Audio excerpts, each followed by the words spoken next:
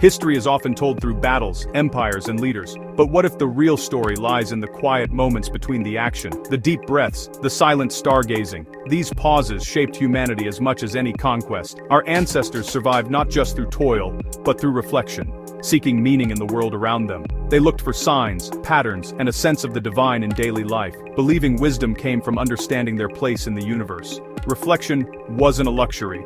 It was essential, especially in hardship. When disaster struck, they paused, searching for guidance in silence.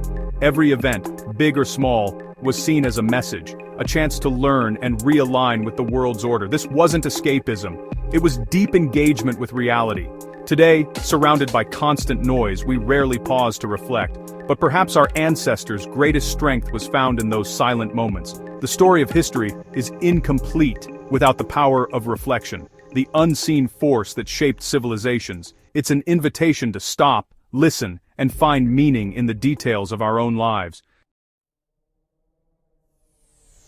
For ancient peoples, reflection was as vital as food or shelter. They believed the universe had a rhythm, and survival meant staying in tune with it. Reflection was their way of checking alignment, actively observing nature, their actions, and the world's patterns.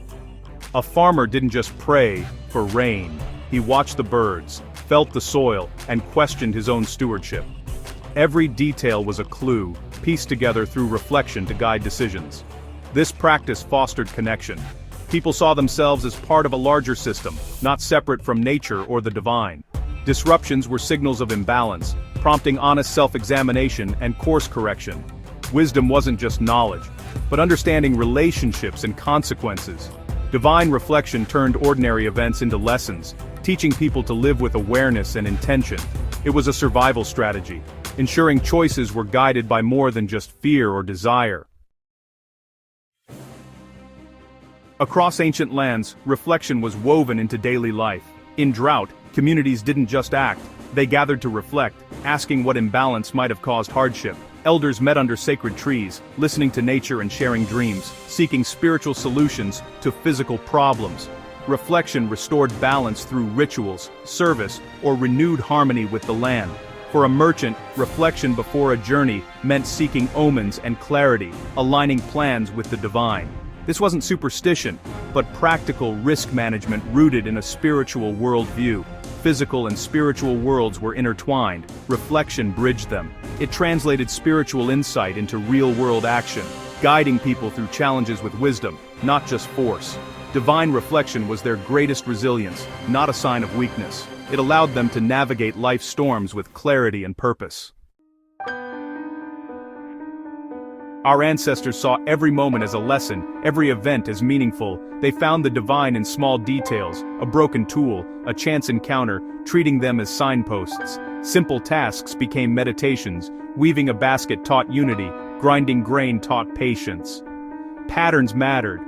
They watched the moon, birds, and seasons, but also recurring issues in their lives. Repeated arguments or misfortunes were seen as signs to reflect and correct, not just bad luck. This gentle awareness was the opposite of today's rushed living. Being present was essential for wisdom. The universe was always teaching, if one listened. Every moment was a classroom, offering guidance and purpose in humble places. The greatest truths were often whispered, waiting to be noticed. Reflection turned the ordinary into the extraordinary. Seeing the divine in all things didn't make people passive, it made them responsible. Every action from crafting to farming became sacred, demanding care and respect. A carpenter saw his work as prayer, striving for excellence to honor both material and spirit. Laziness wasn't just a failure of skill, but a spiritual lapse. This sense of responsibility extended to the land and community.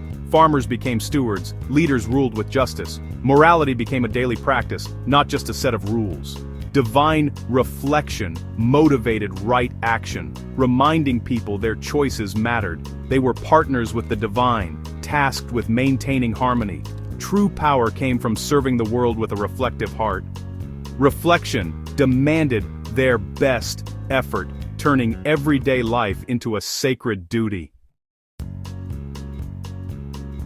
In times of crisis, reflection was the glue that held communities together. When disaster struck, People gathered to share fears and hopes, seeking meaning together. This collective reflection prevented blame and despair, fostering unity. Hardship became a shared lesson, teaching patience, generosity, and purification of the community. Reflection gave purpose to suffering, transforming victims into active participants in a larger story. It nurtured resilience and hope, keeping the community's spirit alive. Collective reflection inspired compassion and practical solutions, ensuring the vulnerable were cared for.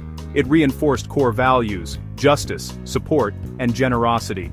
Divine reflection was both spiritual and pragmatic, strengthening social bonds. It helped communities weather storms, emerging stronger and more united.